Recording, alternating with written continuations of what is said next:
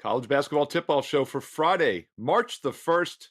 March Madness officially here, the first college basketball show of the month of March. And isn't it appropriate that we have Bryan Leonard, college basketball expert, joining myself, Steve Maryland. Bryan, it'll be a little quick hitter show because Friday's card is always a very light card, as we've talked about all season. And always say when you and I started back in the 90s, it was always like 4 Ivy League games, and then that would be all for the night. A little bit more depth this time of year, as we do have some national TV games tonight.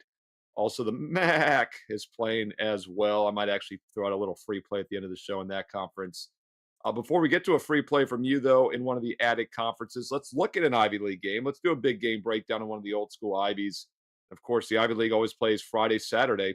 So this is the first of a back-to-back set. Which game you want to look at in the Ivy for Friday night? Yeah, I'm starting to really like Fridays because the Ivy League has treated me really well this year. And one of those teams that have been very good to me is Cornell. The first place Big Red enter play at 20-5 on the season, but just suffered a 78-74 loss to Brown.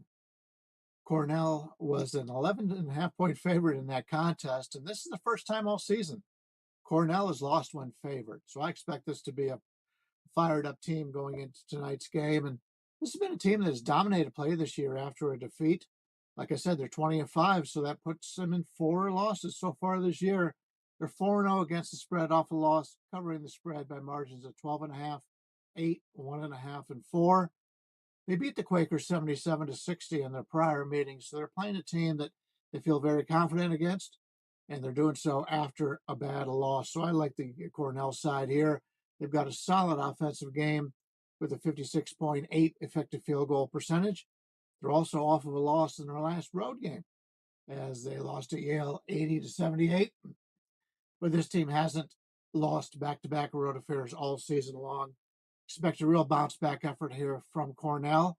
When you're taking a look at Penn, we have a team that's 10-16 on the year and ends the regular season with 3 straight home games, all in revenge.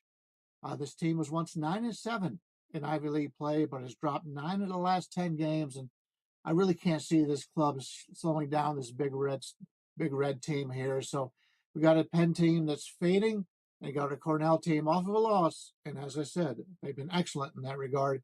Give me Cornell. I think the line's fair.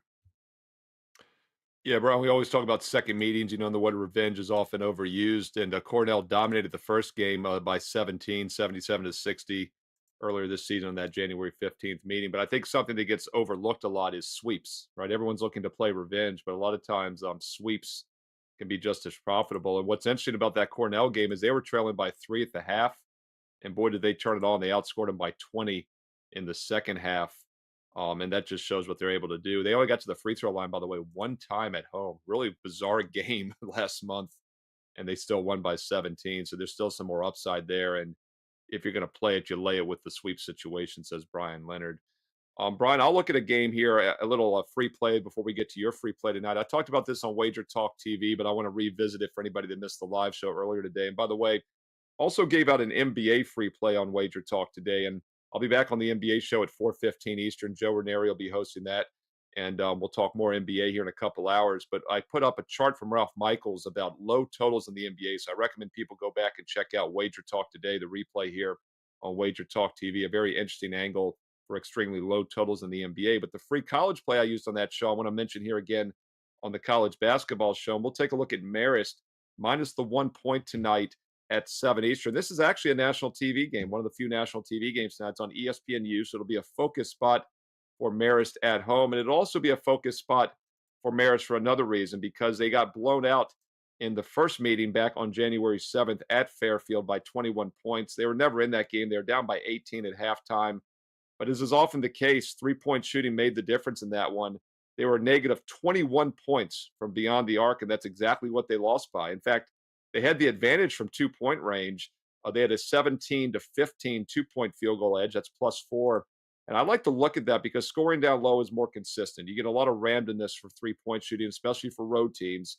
So Marist back at home tonight, I think, will shoot better. They're also an extremely slow-down half-court team. So I think Marist -1 is worth a look tonight in college hoops. And once again, check out the NBA tip-off show. I'll be back at 4 Eastern, Joe Ranieri and company. And also check out my NBA best bet tonight for Friday, a strong NBA best bet and a bonus free NBA play. That's right, 2 NBA plays tonight.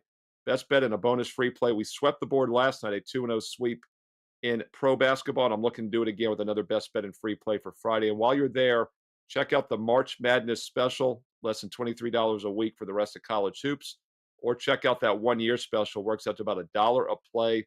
And I am ranked number one all time units won in both college and pro basketball sides combined, up over 190 units at WagerTalk. Not a bad time to check it out with March officially here. The madness right around the corner. The NBA playoffs a couple months away. Check that out. Once again, a strong card Friday and this weekend. And one additional note, real quick, college basketball top 25 video will be up for this weekend later tonight on Friday here on Wager Talk TV. Steve Merrill, WagerTalk.com. All right, Brian Leonard, let's get a free play from you, my man, from another one of these small conferences. And let us know also what you've got going on Friday and this weekend as well at WagerTalk.com. Yeah, as you mentioned, somewhat of a smaller slate. I passed in hockey today. I have won 4 straight days overall, hockey and college basketball.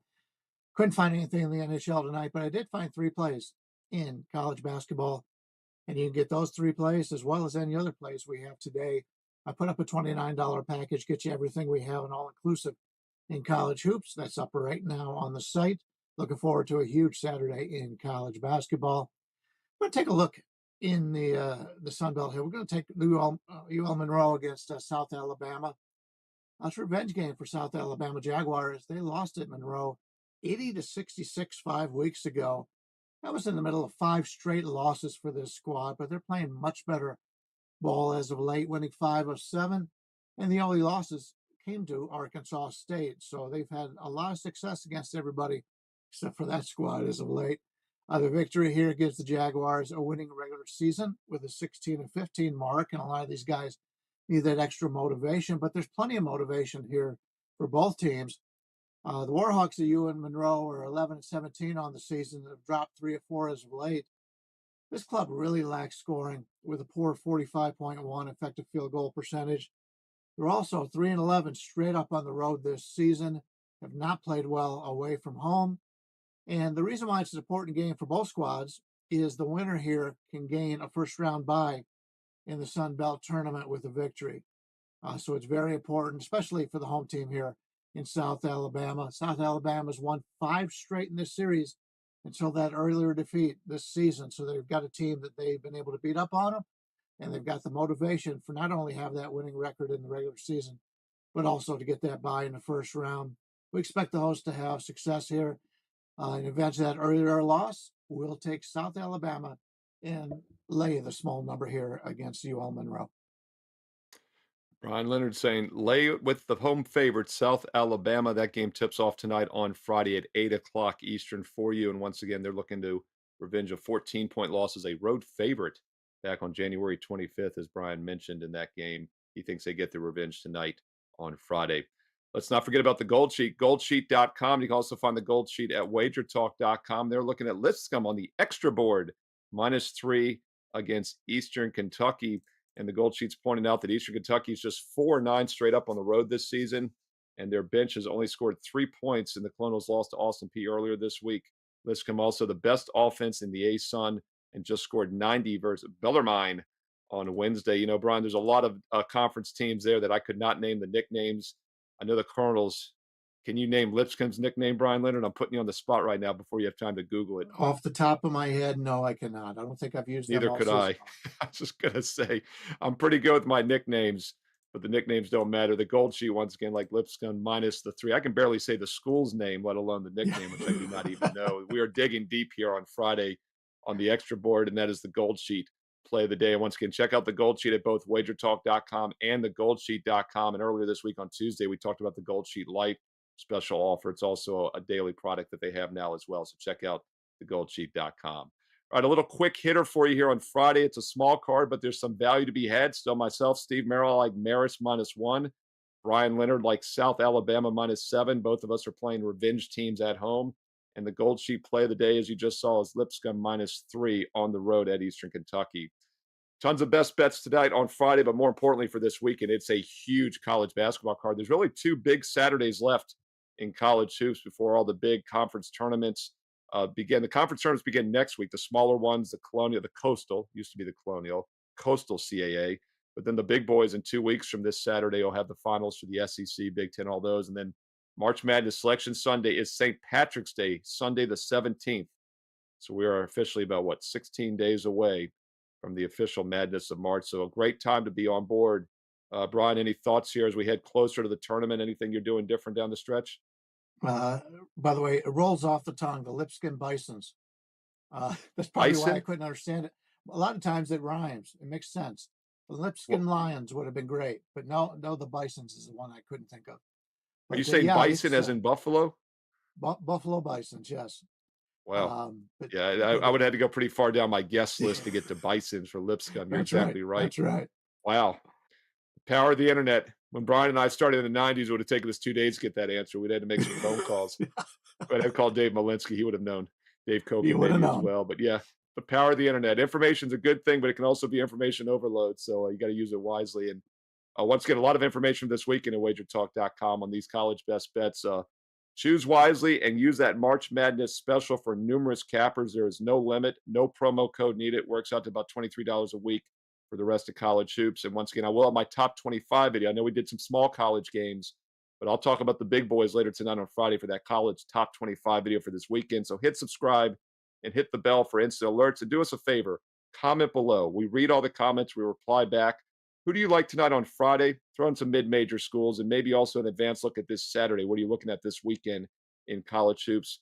Comment below, thumbs up, like, and that helps keep all this great content free here on Wager Talk TV.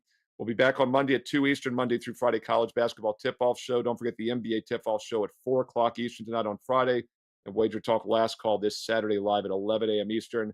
Yet another reason, hit subscribe and hit the bell for instant alerts. Have a great Friday night and a great weekend as well. Best of luck, and we'll talk to you again soon right here on Wager Talk TV.